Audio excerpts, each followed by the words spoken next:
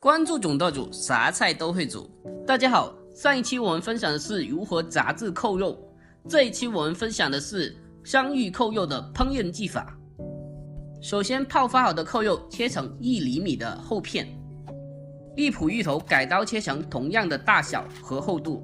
下面我们开始炸芋头，起锅烧油至5成油温，放入芋头。这视频我忙碌了3个钟头，拍摄不易，能否给个小红心支持一下呢？感谢您了。炸至微微金黄熟透，捞出控油。下面我们开始调扣肉汁，南乳、腐乳各1块，柱侯酱5克，还有蚝油5克，生抽10克，少许的鸡精和白糖，再来一点胡椒粉和十三香，最后广东米酒1勺。然后我们把酱汁搅拌均匀，放进切好的扣肉，再加一点姜葱末，还有红葱头，加少许老抽调色，把酱汁和扣肉都抓拌均匀。下面将1块扣肉、1块芋头整齐的摆在碗中，边边都给它塞满，剩下的边角料放在面上。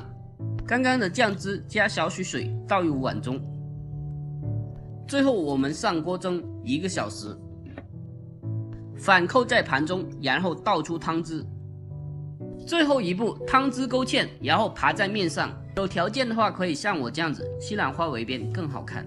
这道菜肉质酥而不烂，肥而不腻，而芋头软糯醇香，赶紧收藏起来吧！我们下期再见喽。